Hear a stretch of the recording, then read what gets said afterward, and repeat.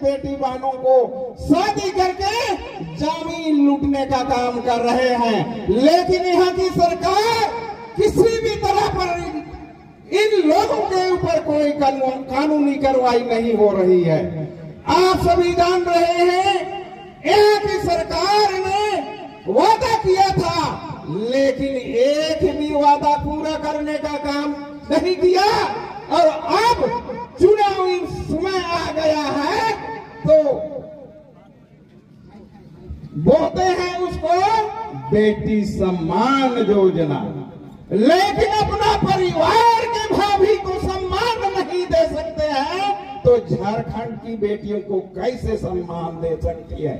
ये सिर्फ चुनावी मौसम को देखते हुए बेटी सम्मान योजना लागू किया है, और जिसमें आप सभी को बता देना चाहता हूं, ये बेटी सम्मान योजना बजट में भी प्रावधान नहीं है।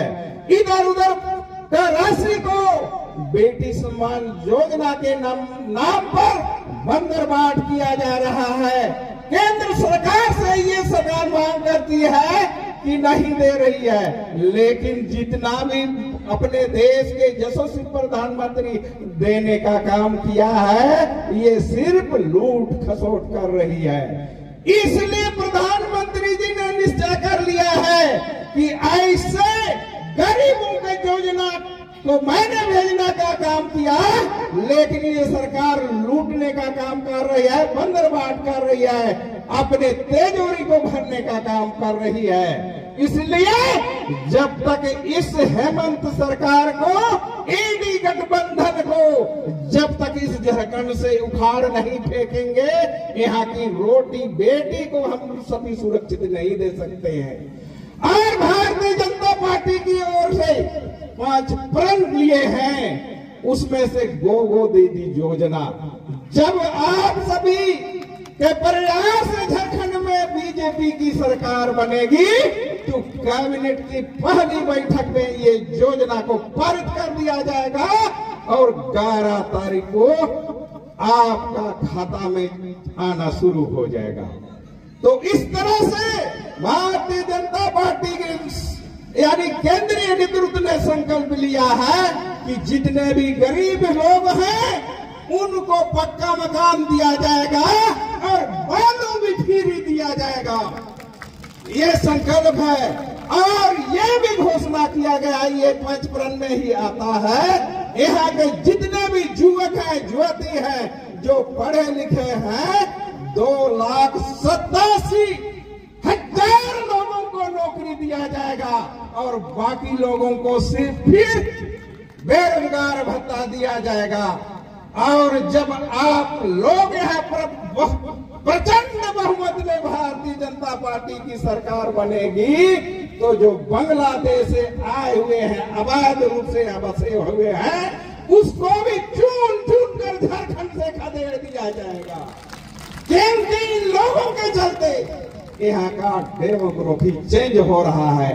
और आप सभी जानते हैं कि संथाल परगना में जितना भी आदिवासी मुखिया है, बांग्लादेशियों के साथ शादी रचा करके अपना राशन कार्ड, अपना आधार कार्ड बनवा रहे हैं और सभी लाभ उनको मिल रहा है। लेकिन यहाँ की राज्य सरकार चुप्पी सधी हुई है, क्योंकि ये तुष्टीकरण की नीति अपना करके आने वाला समय में ये वोट का राजनीति करता है, क्योंकि इनको वोट लेना है। चाहे झारखंड की महिला बेटी कुछ भी हो जाए, चाहे यहाँ का जमीन लूटा जाए, सिर्फ इन लोगों को नारा है, सिर्फ जल जंगीन बचाना है। लेकिन हकीकत में ये कुछ नहीं है। ये सरकार वादा खिलाफी सरकार है, ये सरकार लुटेरी सरकार है, ये जवानों को गोलियों से भूनने वाली सरकार है। ऐसे सरकार को झारखंड से इस चुनाव के माध्यम से उखाड़ फेंकने का संकल्प लेना है। और आने वाले समय में जब यहाँ सरकार बनेगी भारतीय जनता पार्टी की, तो यहाँ राम राज की स्थापना होगी और यहाँ के महिला सब सुरक्षित रहेंगे। तो इसलिए अगर अपना झारखंड को बचाना है, यहाँ की अस्मिता को बचाना है, तो इस चुनाव में भारतीय जनता पार्टी को पूर्ण समर्थन देकर के सरकार बनाने का संकल्प लें। आप सभी से यही निवेदन करता हूं, यही अपील करता हूं कि जब 13 तारीख को मतदान होगा तो आप सभी अपने अगल बगल के लोगों को भारतीय जनता पार्टी में वोट देने का, यानी कि कमल छाप में बटन दबाने के लिए प्रेरित करें। इन्हीं शब्दों के साथ मैं अंत करता हूं। भारत माता की जय।